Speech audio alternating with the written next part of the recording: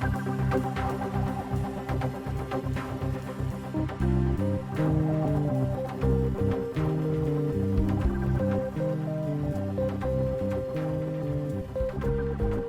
to The Growing Band Director, the podcast that dives into topics applying to all of us band directors. My name is Kyle Smith, and joining me is my friend and colleague, Jeff Smith. Together, we discuss many aspects of a school band program, including how to build your concert, jazz, and marching programs, as well as everything else we do as band directors. More importantly, we'll discuss concepts that help us all improve our own programs every day. Always remember the famous quote by Ray Kroc, "When you're green, you're growing, and when you're ripe, you rot." Let's get started.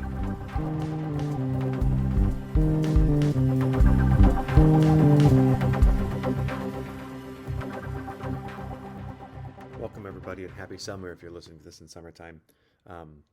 This is episode number 20, and just a quick note that this is going to be in a two-part series of grade 4 music. So this is going to be part 1 of some of my favorite pieces. So I was very happy to sit down and share some of this music with you, and I hope you guys enjoy it. We'll have part 2 coming out later this summer. Welcome back, everybody, to another episode of the Growing Band Director podcast. This is episode number 20, and it's all about some of my favorite grade 4 pieces that I've used with students. And for those of you who are commonly playing grade 3 music but not able to do grade 4, I hope you listen to this music and you find it worthwhile not only to cleanse your listening palette during the summertime, but also to just hear what's out there in some of the grade 4 level. Because even though your group might not be ready for it yet, if you keep working, keep improving as a teacher, and your kids keep improving, then there's a very good chance that you'll be having a group that's ready for this in a little bit. And you want to have stuff ready when it's time. Also, some of these pieces are listed as a 3.5, but I view them more as a 4. But the whole piece isn't necessarily a 4. It might be if you have a strong percussion section, the rest of the piece is really a 3 or vice versa. So, always know your students, and just because it's a 4, make sure you listen to it if you're on that grade 3 cusp already, and I think you might find some stuff that would work for your group eventually. The grade 2 teachers, grade 1 teachers, grade half teachers, obviously this is going to be out of that realm, but I hope you enjoy listening to the music and really cleanse your palate a little bit as well. And you've all performed music like this and much harder in your past careers, and it's just nice to listen to great music sometimes. So I hope everybody gets something out of this episode.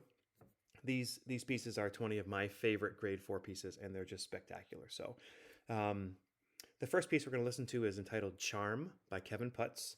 This is part of the Band Quest series, and I heard this a number of years ago at Midwest in Chicago. I think it was 2013 that I heard this, and Michigan State performed it. And it's a really great piece of music. It's in C minor, and it's all in 7/8. It's 2+2+3 for the rhythmic pattern, except for I believe it's 2 measures in the middle of the piece. It does lean pretty strong on percussion, and I believe you can get away with 5 players on this one. Really great writing. The end really does lean on the brass section, specifically trumpet and trombone. Also, there's a great opportunity for clapping in here. The entire ensemble claps, and as long as they work to not rush the end of the piece, it really does come together really nicely. So let's check out "Charm" by Kevin Putz.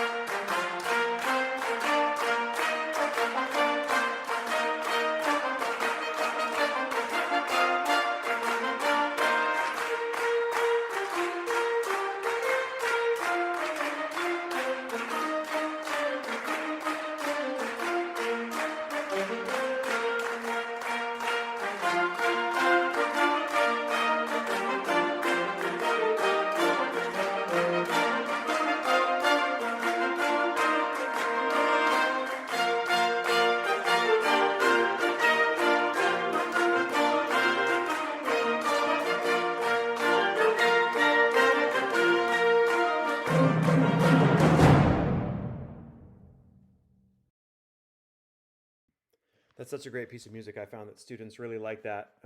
You need to have a strong first trumpet player for sure. But audience really enjoyed it as well. Actually, I had a couple kids stand up and go ahead and clap facing the audience to help the audience learn about the 7/8 a little bit. Our next piece is entitled Longford Legend.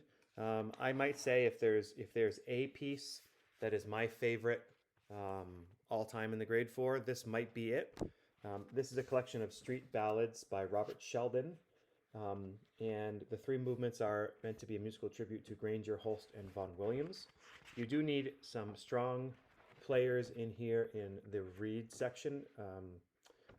First clarinet and first alto saxophone definitely do stand out here, especially at the beginning. Strong flute, strong piccolo player. Trombone section does not need to be overly strong. You need a horn soloist, decent trumpet section. I think it's one of those pieces that really 7 percussionists does it. I've done it before with 5 and 4, and they were able to cover it, but 6 or 7 makes it much more ideal. First movement is a great piece that's entitled Longford Legend, and it's a very great musical work. The second movement is called Young Molly Bawn. This is a slow C minor piece that has a long alto saxophone solo. It almost sounds like the beginning of Cajun folk songs by Frank Ticheli.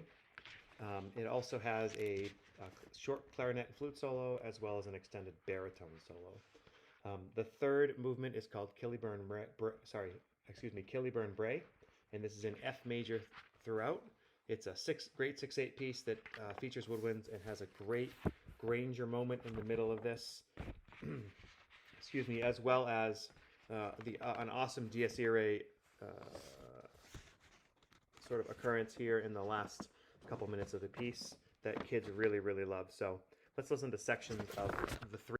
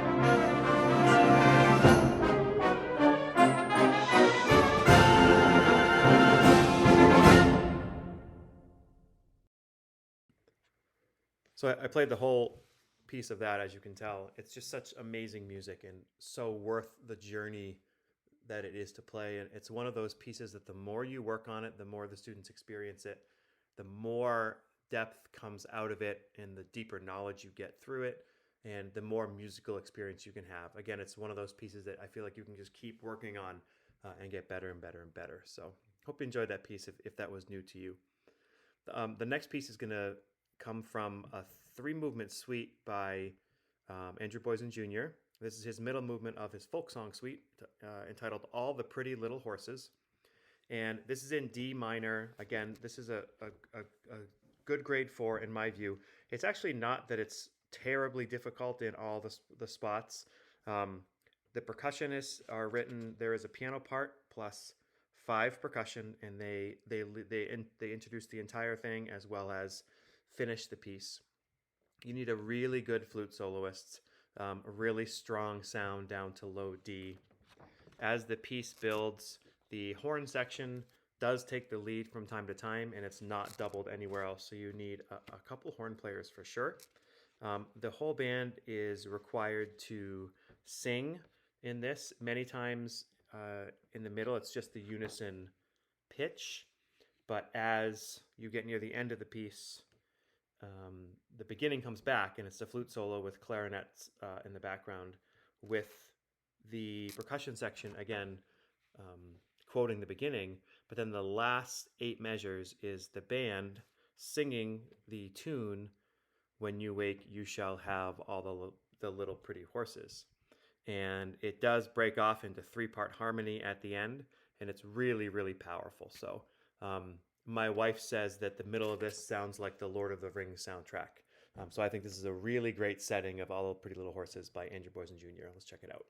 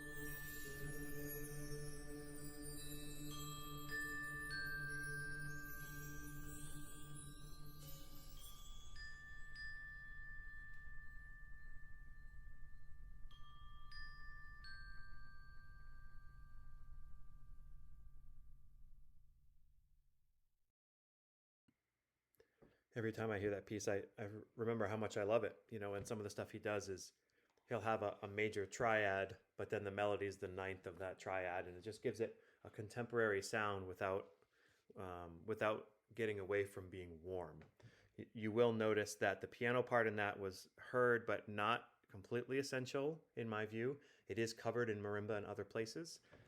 So you could either go without piano if that's an issue on that one, or you could go and have a middle of the road piano player, and they would do just fine on that, and it wouldn't hold the group back if they weren't, a star player.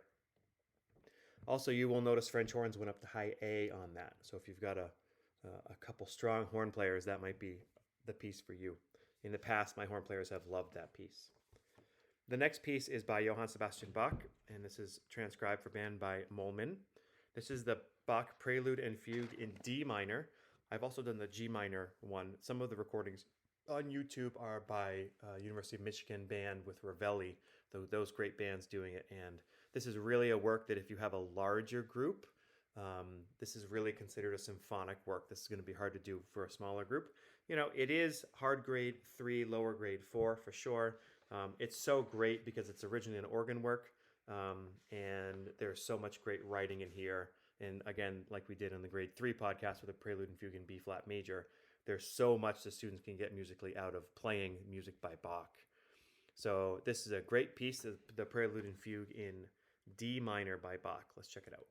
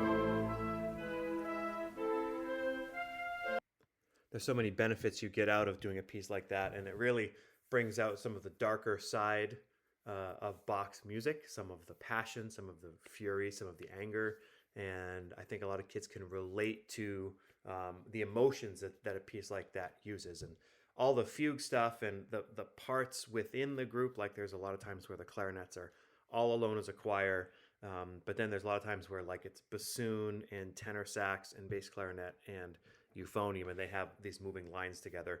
It's such a great piece of music. You know, a lot of times we don't do some of the standard band literature and the stuff before that, some of these transcriptions, but that's one that's definitely worthwhile. Also check out the G minor one as well. That one is also great. The next piece we're going to do is arranged by a great composer and arranger named Brian Beck, who writes for Alfred mainly. This is called La Tregenda, the Witch's Dance from Le Villi by Puccini, and it's a great piece of music. And the story behind it is it's an intermezzo from the opera Le Villi depicts the evil doings of the ghost maidens deserted by their lovers. According to the legend of Le Villi, when a woman dies of a broken heart, the fairies disguised as beautiful women cast a spell over the heartbreaker and force him to dance until death. And this piece is a lot of fun to play. The trumpet section needs to be able to double tongue, and the stuff in the middle is there's a lot of accidentals. It kind of goes to B major for a little bit, but the majority of the piece is quite playable, and it's a lot of fun. Again, an operatic transcription at the grade 4 level for high school is really, really a blessing. So let's check out La Tregenda by Puccini, arranged by Brian Beck.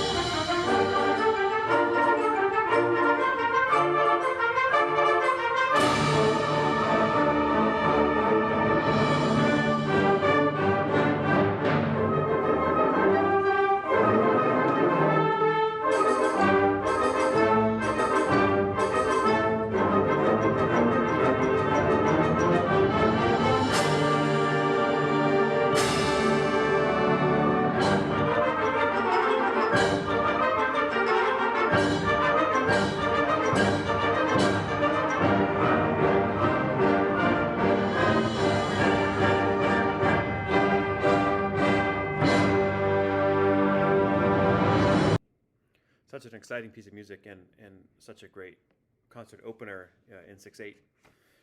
The next piece works really well as a concert opener as well. This next piece is also in 6/8. I'm not sure if that was smart on my part or not to put them back to back, but this is Kirkpatrick Fanfare by Andrew Boysen Jr. This was written by for him to commission for Central Missouri State University for the dedication ceremony of their James C. Kirkpatrick Library in March of 1999. So this has a Irish flair to it. It opens with a flute or tin whistle solo. Also features percussion throughout on this with some great timpani solos if you have a strong timpani player. There's also short solos throughout for bassoon, for tuba, and I think that's it for oboe as well.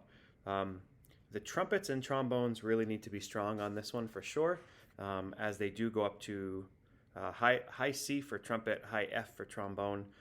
Horns have a great part on this as well. So hope you enjoy Kirkpatrick Fanfare.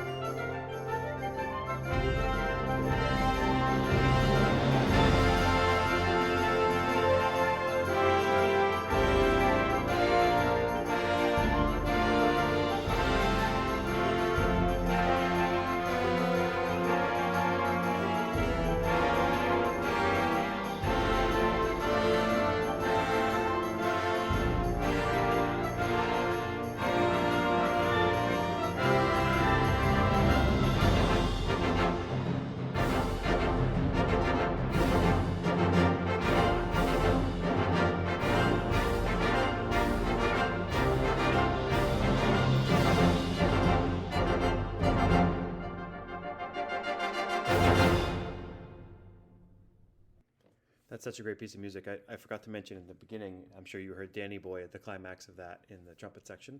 Um, and if you're going to do an Irish tune, obviously you need to include that one there. And he did a great job writing that piece, and that piece has been really, really popular for about two decades now. So I know a lot of you know that piece. One other thing on that one, to do it properly with all the parts covered, you really do need 4 French horn players. So that's one that's limiting if you don't have a full horn section. But it's such a great piece of music. The next piece of music we're going to listen to is entitled Lux Arumque, and it's written by Eric Whitacre. And I know many of you probably know Eric Whitacre's music. This was done in 2005, and he was sort of the first composer to really make it common to take multiple chord tones and put them all together, like have a chord and then, like a C minor chord and then add a B flat major chord at the same time. And so there's a lot of contemporary harmonies in this one. Lux Arumque means light and gold, and it really is meant to symbolize basically Like imagine an open chest of gold in the bottom of the ocean and how the light would shimmer off of that. Um, it's such a great piece of music. There are four flute parts, and the clarinet part does take a lead there near the end of this, holding their sustained pitch throughout as everybody else moves around. It's really a great piece of music.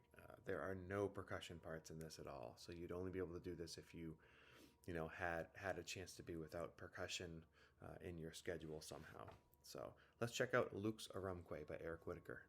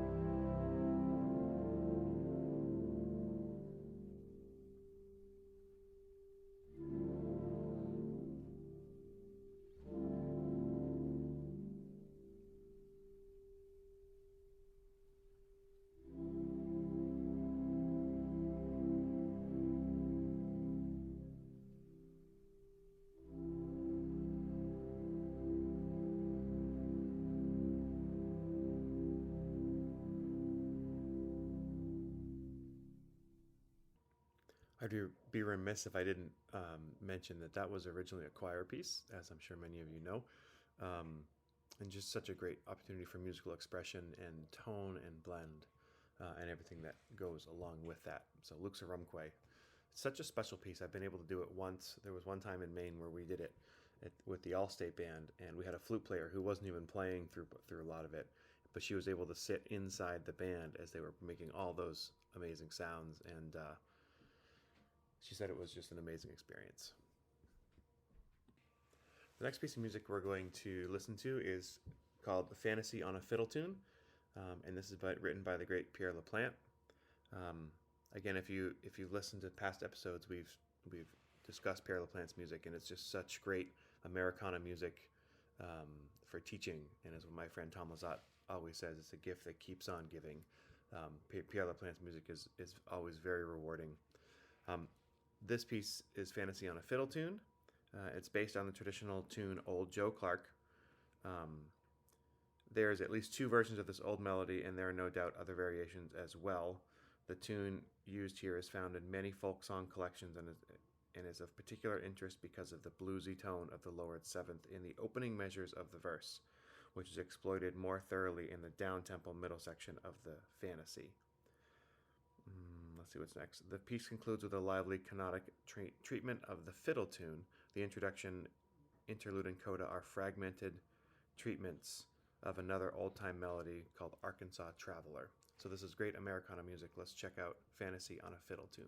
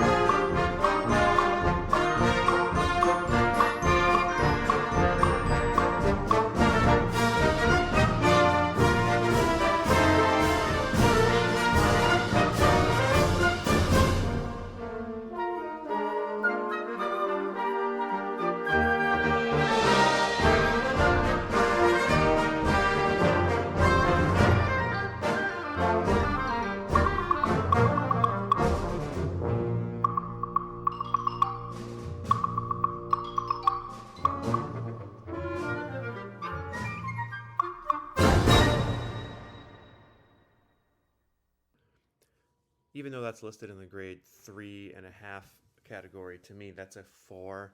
I mean, you heard right at the very end the articulation and soloistic playing and the clarinet choir at the end. And there's so much in there. To me, that's a grade level higher than American River Songs or what's the other piece? Prairie Songs from Pierre Laplante. So there's so much great music. And I reached out to him a couple of years ago, and he got right back to me too. He seems like a great man, very nice man, great composer. We're going to do 2 more pieces of music on this episode, and then again we'll do another grade 4 episode later on this summer as well. This is one of my favorite grade 4 pieces of music. This came out about 9 years ago, 2013. This is from West Side Story, and it's Michael Sweeney's version of Mambo. So if you haven't heard this, I'm sure you know the original Mambo. That's such a hard piece of music. He's taken this and put this into a grade 4 variety. It is actually very playable, and it sounds like the original. You would want to do this if you had a strong percussion section. There's 6 percussion parts on this, and there's tons of Latin percussion in here, as you can imagine. It is in cut time throughout, and it's such a great piece of music. Kind of leans heavily on the woodwind section here at the beginning as well. So again, Michael Sweeney, whether you're doing grade 1 or grade 4 or 5 or classical music or jazz band music, there's so much here to do. So he's such a great writer. Let's check out Mambo from West Side Story, arranged by Michael Sweeney.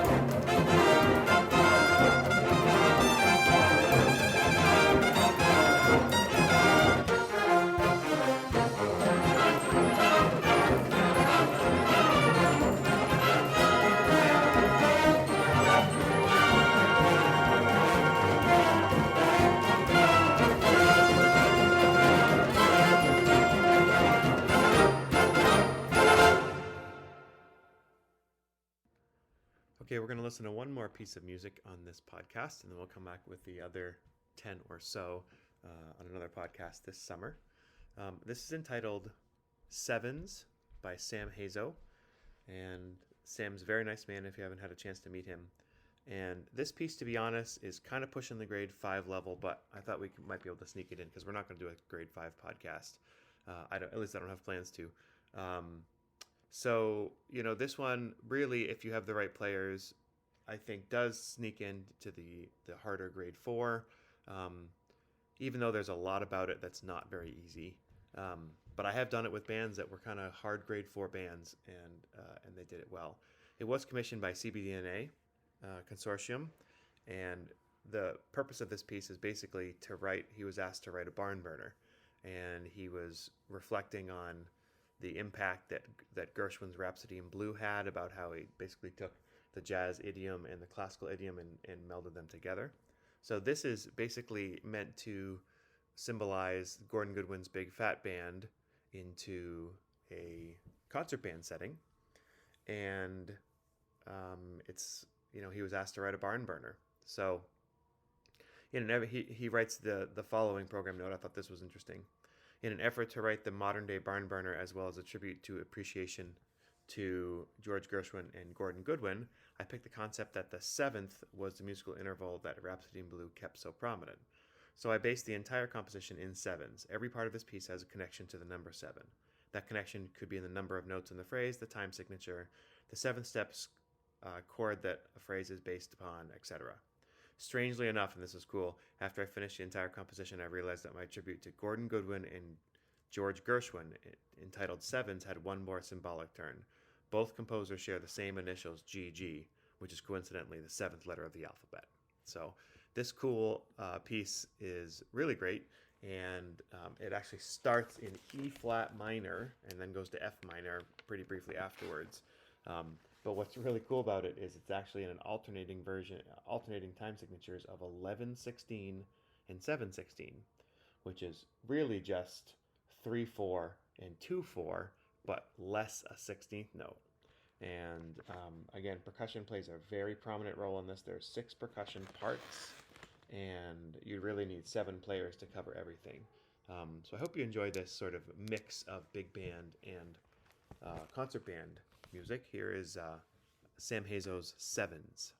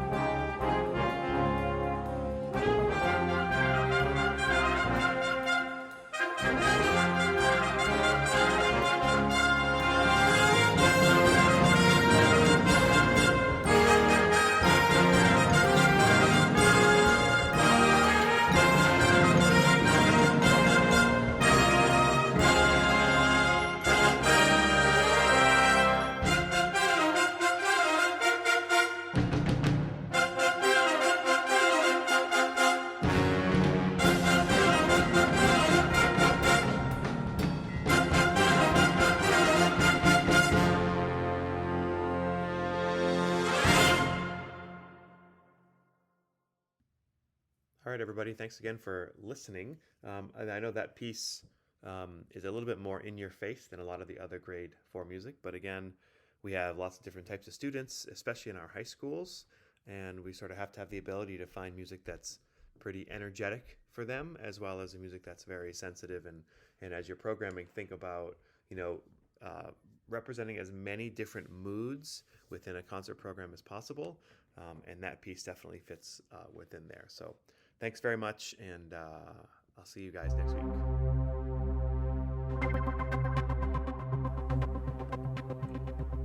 Thank you for listening to the Growing Band Director podcast.